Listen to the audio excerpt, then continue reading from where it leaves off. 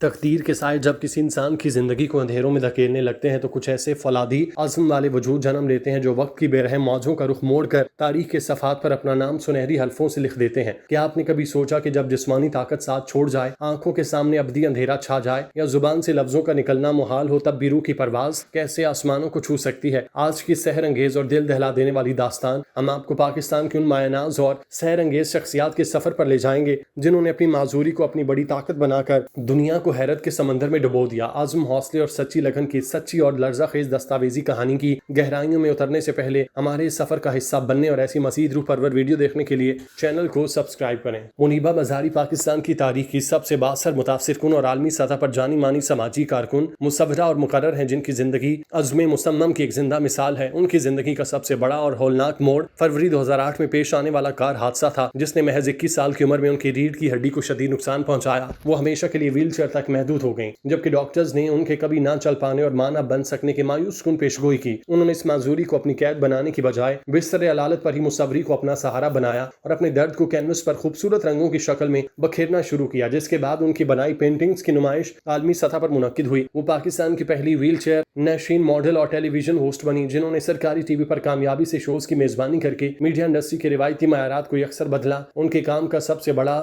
دائرہ کار معذور افراد کے حقوق، خواتین کی خود مختاری، صنفی مساوات اور ذہنی صحت کے بارے میں شعور بیدار کرنا ہے۔ ان کی خدمات کے اعتراف میں اقوام متحدہ کی خواتین نے انہیں پاکستان کے لیے اپنا سب سے پہلا خیر سگالی سفیر مقرر کیا، جبکہ بی بی سی نے سال 2015 میں انہیں دنیا کی 100 بااثر خواتین کی فہرست میں شامل کیا اور سال 2016 میں فوربس نے انہیں اپنے انڈر 13 بااثر نوجوان رہنماؤں کی فہرست کا حصہ بنایا۔ وہ ایک سنگل مدر کے طور پر اپنے گود لیے ہوئے بیٹے نائل کی پرورش کر رہی ہیں اور آج دنیا بھر میں مایوس لوگوں کے لیے امید کی توانا آواز بن چکی۔ سائمہ عمار پاکستان میں بصارت سے محروم افراد کے حقوق اور ان کی تعلیم و تربیت کے لیے کام کرنے والی انتہائی معتبر، نڈر اور انقلابی رہنما تھی جنہوں نے معذوروں کی زندگیوں میں علم کا نور پھیلایا۔ محض 2.5 سال کی عمر میں ایک سنگین بیماری کی وجہ سے ان کی بینائی مستقل طور پر چلی گئی، لیکن انہوں نے اس اندھیرے کو اپنے عزم کے آڑے نہیں آنے دیا اور بین الاقوامی تعلقات میں ماسٹرز کی ڈگری حاصل کر کے ثابت کیا کہ جسمانی محرومی علم کے راستے کی رکاوٹ نہیں ہو سکتی۔ ان کا سب سے تاریخی اور گراں قدر کارنامہ پاکستان فاؤنڈیشن فار بلائنڈرز قائم کرنا اور ان کے چیف ایگزیکٹو آفیسر کے طور پر خدمات انجام دینا تھا، جس کے تحت انہوں نے پاکستان کی تاریخ کا سب سے پہلا منفرد آڈیو بک پروگرام شروع کیا۔ اس پروگرام کے تحت درسی کتب اور ادبی مواد کو کیسٹس اور سی ڈیز پر ریکارڈ کیا جانا تھا اور پھر معذور طلباء کو انتہائی کم قیمت پر یا رجسٹر پوسٹوں کے ذریعے پورے پاکستان میں بالکل مفت پہنچایا جاتا، جس نے ہزاروں نابینا طلباء کو میٹرک سے لے کر اعلیٰ تعلیم حاصل کرنے کے قابل بنایا۔ اس کے ساتھ سائمہ عمار نے مقتدر اداروں اور حکومت کے خلاف طویل قانونی اور سماجی مہم چلائی،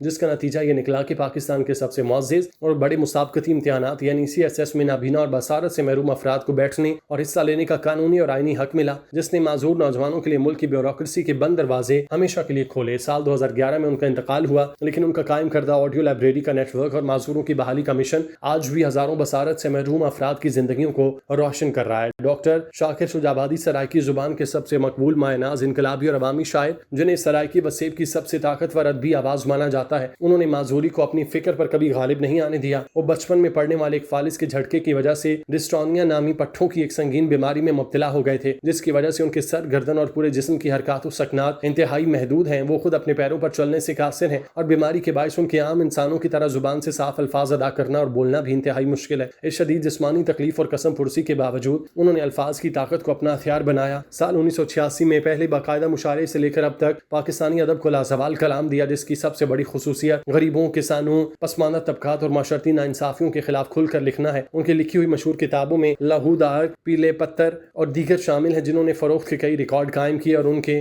غزلیں کینیڈا، بھارت اور امریکہ تک ادبی حلقوں میں سراہی گئیں۔ شاکر شجابادی کی بے مثال ادبی اور ثقافتی خدمات کے اعتراف میں حکومت پاکستان نے انہیں 2 مرتبہ صدارتی اعزازات سے نوازا، جس کی سال 2007 میں دیا جانے والا صدارتی ایوارڈ برائے حسن کارکردگی شامل ہے، جبکہ سال 2023 میں اسلامیہ یونیورسٹی بہاولپور نے انہیں شاعری کے ذریعے سماجی شعور بیدار کرنے پر ڈاکٹریٹ کی اعزازی ڈگری بھی عطا کی اور وہ جسمانی طور پر بستر پر ہونے کے باوجود اپنی فکری پرواز کے ذریعے لاکھوں دلوں پر راج کر رہے ہیں۔ عزم و ہمت اور حوصلے کی یہ لازوال داستانیں ہمیں سکھاتی ہیں کہ جسمانی معذوری دراصل ذہن کی معذوری کے سامنے کچھ نہیں، اور جب انسان کچھ کر گزرنے کا سچا ارادہ کر لے تو کائنات کی کوئی بھی طاقت اس کے راستے کی دیوار نہیں بن سکتی۔ منیبہ مزاری کے رنگوں کی شوخی، سائمہ عمار کے پھیلائے ہوئے علم کے نور اور ڈاکٹر شاکر شجابادی کے انقلابی لفظوں نے ثابت کر دیا کہ اصل اڑان جسم کے پروں سے نہیں بلکہ روح کے پختہ ارادوں سے ہوتی ہے، اور یہی وہ سچے ہیرو ہیں جو رہتی دنیا تک مایوس دلوں کے لیے امید کا روشن مینار بنے رہیں گے۔ اگر ان جرأت مندانہ کہانیوں نے آپ کے دل کو چھوا اور آپ کے اندر بھی ایک نیا جوش و ولولہ پیدا کیا تو ویڈیو کو لائک اور دوستوں کے ساتھ شیئر کریں تاکہ حوصلے کا یہ پیغام ہر انسان تک پہنچ سکے جو زندگی کی مسافت میں تھک کر ہار ماننے لگے۔ کمنٹ سیکشن میں ہمیں ضرور بتائیں کہ ان تینوں عظیم شخصیات میں سے کس کی کہانی نے آپ کو سب سے زیادہ متاثر کیا، اور ایسی ہی روح پرور معلوماتی زندگی بدلنے والی ویڈیو دیکھنے کے لیے چینل کو سبسکرائب کریں۔